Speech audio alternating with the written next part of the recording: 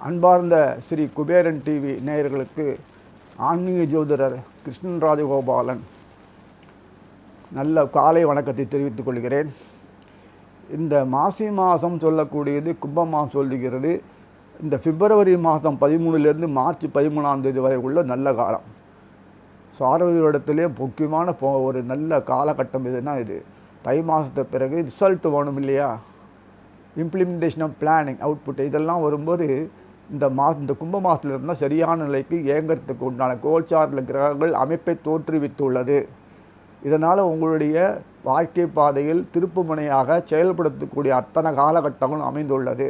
நீங்கள் அமைதியாக ஆனந்தமாக சிறப்பாக டீம் ஒர்க் சொல்லக்கூடிய கூட்டாக எல்லாம் ஒருங்கிணைந்து செயல்கூடிய நல்ல அமைப்பு வந்திருக்குனால தொழிலையோ அல்லது வாணிபத்திலையோ அல்லது சிறப்பான தனிப்பட்ட முறையில் சிறு வியாபாரங்களோ குறு வியாபாரங்களோ எல்லாமே நடக்கும். மங்களகரமான விஷயங்களுக்கெல்லாம் நீங்கள் ஏற்பாடு செய்யலாம், நல்ல விஷயங்கள்லாம் ஏற்படுத்தலாம். அதனால் எல்லா விதமான சௌகரியங்களும் பிரச்சனைகளுக்கெல்லாம் முற்றுப்புள்ளி.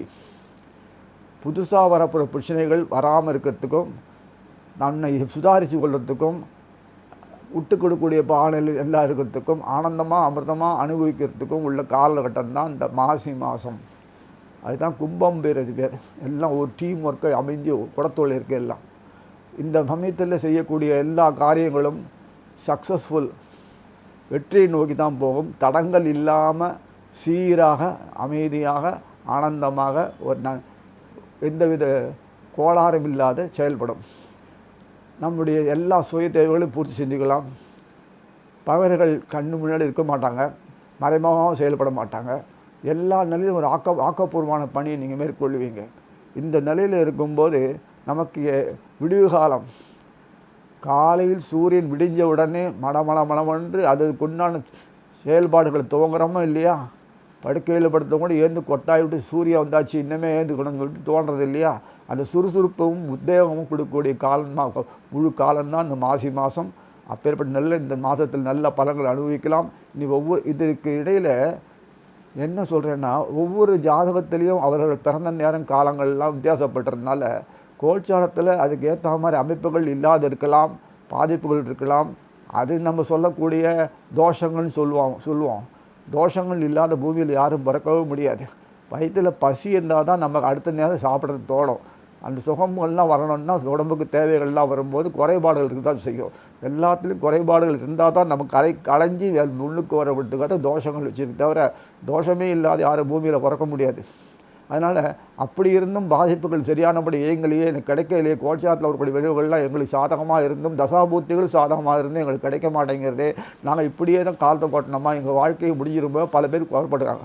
அப்படி அவங்களுக்கு குறைபட்டிருக்கவர்களுக்கு கர்மவினல் பாதிப்பு இருக்குது. கோயம்புத்தூரில் ஒரு அம்மா இருக்காங்க, பத்மாவதி அம்மான்னு பேர், திருமலஸ்ரீ பத்மாவதி அம்மா. அவங்கள்ட்ட வாட்ஸ்அப் நம்பர் சொல்கிறேன், பார்த்துக்கலாம். அந்த நம்பர் சொல்கிறேன், நோட் பண்ணிக்கோங்க. 8220-538-352 8220-538-352.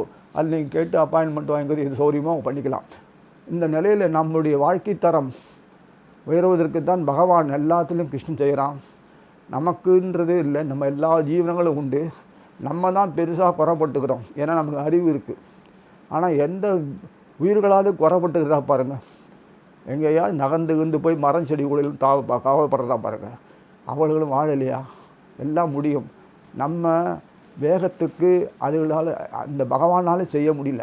இப்படி ஒரு சூழ்நிலையில் இருக்கக்கூடிய ஒரு நல்ல அமைப்பில் நாம் போராடி பெற வேண்டியிருக்குன்னா ஒரு போராட்டம் இல்லை, செயல்படணும். செயல்படுறதே போராட்டம்னா அப்புறம் வாழ்க்கையில் எப்படி சாதிக்க முடியும்?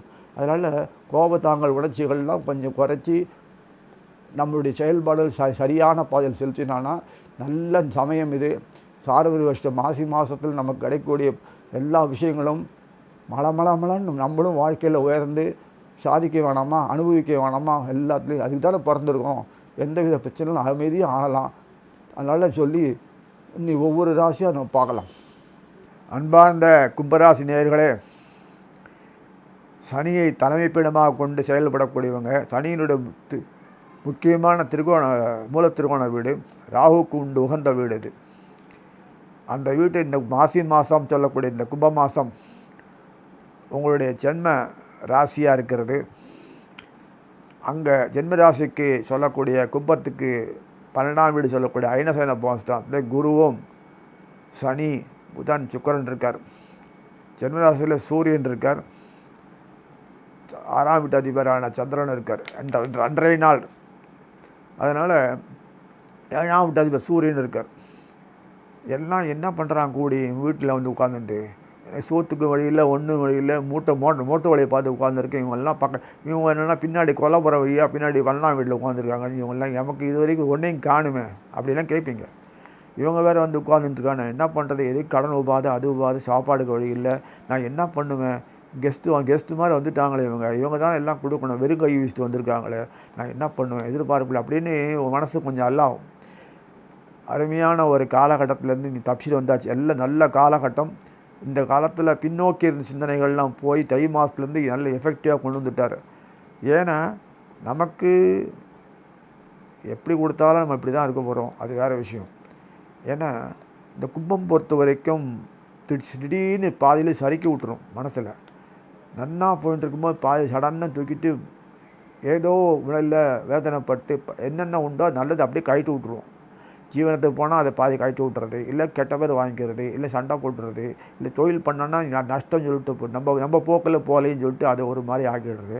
அவன் மனம் சொன்ன மாதிரி அது அஃபெக்ட்டு இயற்கையாகவே சனீஸ்வரன் அந்த கிரகத்தை அந்த ராசிக்கு கொடுத்துருக்கான். அந்த உளைச்சலே இல்லாமல் அவங்களையும் எல்லாம் பண்ணி கொடுக்குற காலம் இந்த மாதம். வியாபாரம் சரி, தொழிலும் சரி, சிறு வியாபாரம், பெரிய வியாபாரம், கூட்டு வியாபாரம், பார்ட்னர்ஷிப்பு விரிவடைக்கிறது, எக்ஸ்டர்னல் என்னென்ன உண்டோ அதெல்லாம் கொடுக்கும். அதே சமயத்தில் நம்மளுடைய தொழில் சம்மந்தப்பட்ட விளைபொருள் தொழில் ப்ராடக்ட், ஃபினிஷ்டு ப்ராடக்ட் என்னென்ன உண்டோ அதெல்லாம் சம்மந்தப்பட்டதெல்லாம் மார்க்கெட்டில் அதிகமாக டிமாண்டு பெறக்கூடிய ஒரு காலம் இது. சப்ளையை சரியாகபடி கவனித்து நீங்கள் ஃபாலோ அப் சூப்பர்வைஸ் பண்ணி மெயின்டைன் பண்ணுங்கள். இது வரைக்கும் எப்படி இருந்தீங்களோ இனிமே வரக்கூடிய இந்த காலத்தெல்லாம் இப்போல்லாம் வர காலத்தில் நீங்கள் சரியானபடி இருந்து கூடயே இருந்து உங்கள் உழைப்பை திறமையாக அதில் பயன்படுத்தி நாட்டுக்கும் வீட்டுக்கும் உரிய வழி செஞ்சுட்டு எதிர்பார்க்குறோம். அது பிரகாரம் பார்க்குறதுக்கும் போது குடும்பத்தினால் விருத்தி மட்டும் இல்லை, தொழில்னால் விருத்தி மட்டும் இல்லை, பண வரவுனால ஆதாயம் பெறக்கூடிய அதுக்கும் நல்ல வகையாக இருக்குது. அதை கரெக்டாக சேனலைஸ் பண்ணி இன்வெஸ்ட் பண்ணி தகுந்த மாதிரி நீங்கள் செயல்படுறதுக்கு உரிய ஒரு ஒத்துழைப்பு கிடைக்கக்கூடிய பாகம் கிடைக்கிறது. சூரியனே அந்த வீட்டில் இருக்க அந்த ஒரு மாதத்தை ஃபுல்லாக நல்லா பயன்படுத்திக்கோங்க அந்த கும்ப மாதத்தில். அதே சமயத்தில் உங்களுடைய ஜீவன சம்பந்தப்பட்டவர் சுக்கராச்சாரியன் இருக்கார், அதுவும் கவலை இல்லை. அதேமாதிரி லாபாதிபதி செவ்வாய் கூட உட்காந்து அங்கே மேலேருந்து செயல்படுத்துகிறாரு. இந்த குருவனுடைய பாறை அயனத்திலிருந்து அங்கே பார்க்குறார். அயன வீடு சொல்லக்கூடிய மகரத்திலிருந்து குருவனுடைய பாறை கிடைக்கிறதுனால ராகுவோட கூட இருக்க செவ்வாய்க்கு தோஷம் போயிடுறது. ராகுக்கும் தோஷம் போயிடு அழகாக அருமையாக பணிகளை சக்ஸஸ்ஃபுல்லாக முடித்து கொடுத்துருவாங்க. ரிட்டர்ன் நல்லா வரும் வியாபாரத்தில். அதே சேர்ந்து டிமாண்டு அப்படியே மெயின்டைன் பண்ணுவாங்க. நல்லா மார்க்கெட் ஸ்டடி பண்ணி நல்லபடியாக வியாபாரம் போகும். நஷ்டமாகாத பார்த்துக்கோங்க. ஆதாயங்களை சிதைவு இல்லாமல் வேற கைக்கு போகாத பார்த்துக்கோங்க. அருமையாக அனுபவிங்க. நீங்களும் வாழணும், நாங்களும் வாழணும், எல்லாரும் வாழணும், சமுதாயம் வாழணும். எதுவும் ஏற்றமுடைய நாடும் வீடும் உயரணும். அப்போ தான் நம்மளுடைய உலக அளவுக்கு நம்ம பிறவங்க மற்ற நாடு நம்ம கை எதிர்பார்க்கும். நம்ம நாட்டு நம்ம பிறர் கையை எதிர்பார்த்து வாழக்கூடிய நிலையை மாறிடுத்து. இனிமேல் அது காலகத்தாக நீங்கள் தான் இருக்கீங்க. சந்தோஷமான விஷயம். இதை தொடர்ந்து இது உங்களுடைய பெருமைகளை கொண்டு இருக்க நாளாக மாதங்களாக நீங்கள் ஆக்கணும்னு சொல்லிட்டு வாழ்த்தி அமைகிறேன். இந்த நிலையில் இந்த கும்பராசினருக்கு ஒரு அனுகூலம் என்ன கிடைக்கிறதுனா, சுக்கராச்சாரியரும் புதனும் மிக முக்கியமான அங்கம் வகிக்கிறாங்க. அவங்களுக்கு இந்த சுக்கிரன் சொல்லக்கூடிய துலா வீடு 9ஆம் வீட்டு அதிகாரி. அந்த 9ஆம் வீட்டு அதிகாரி பாக்யாதிபதி அவரே சொல்லக்கூடிய அந்த சுகஸ்தானாதிபதி. அவர் 12ஆம் வீட்டில் உட்காந்துருக்காருன்னா அயனசயன போகத்தை கொடுக்குறார். நல்லா புரிஞ்சுக்கோங்க. அயனசயன போகஸ்தான்றது மறைவு ஸ்தானத்தெலாம் கொடுக்க முடியும். ஏன்னா அது ஏன் மறைவு ஸ்தானம் வச்சுருக்கான்னு பார்த்தீங்கன்னா, எல்லாத்தையும் வெளியில் சொல்ல முடியாது. 4 ரூபா சம்பாதிச்சேன்னா லாபம் 4 ரூபா வந்ததுன்னா லாபம் 4 ரூபான்னு சொல்ல முடியாது வெளியில். ஏன்னா செலவுகள் மிச்சம் போக எல்லாம் போய் கடைசியில் 4 ரூபா மீதுன்னா அதுவும் வேணாம், எனக்கு நான் அதே வேலையில் எனக்கு கொடுத்துட்டு தானே, நானும் வேண்டியவன் தானே, எனக்கிட்டே கொள்ளை அடிக்கிறேன் அப்படின்னு சொல்லி ஜனங்களுடைய மக்களுடைய மனமும் அப்படி தான் இருக்கும். அதனால் அதெல்லாம் மறைவு ஸ்தானம் வைப்பாங்க. சில விஷயங்கள்லாம் மனைவியோட ரகசியமாக தான் பகிர்ந்து கொள்ள முடியும். வீட்டு விஷயங்கள்லாம் அதெல்லாம் சில விஷயங்கள்லாம் மறைக்கப்பட வேணும். தூக்கமும் அயனம் சயனம் போக ரெஸ்ட் எடுக்கணும், மற்றவங்க தொல்லை இல்லாமல் இருக்கணும்னா அந்த மறைவு ஸ்தானம் தான் இருக்கணும். சாப்பிட்றது கொள்றதை விட பிறர் கண்ணில் படும்போது சாப்பிட முடியாது. எல்லாம் சேர்ந்து சாப்பிட்றது வேறு, தனியாக சாப்பிடும்போது பொண்டாட்டியோட அமைதி ஆனந்து சாப்பிடும்போது அது ஒரு அமைப்புகள் அது சாப்பிட்றது தனி இடம். அதனால் சில விஷயம் குளிக்கிறது கொள்வது எதுவுமே மறைவு ஸ்தானம் தான். மீட்டிங் போடுறது கொள்வது கூட மறைவு ஸ்தானம் தான் வச்சுப்பாங்க, ஆஃபீஸில் பார்ப்பேங்க. ஏன்னா அந்த மறைவு ஸ்தானன்றது வாழ்க்கையில் பணம் வெளியில் வைக்க முடியுமா? நகை நட்டெல்லாம் வெளியில் வைங்களேன், ஃபோக்கஸ் பண்ணி வைங்களேன் ஷோகேஸில் முடியுமா?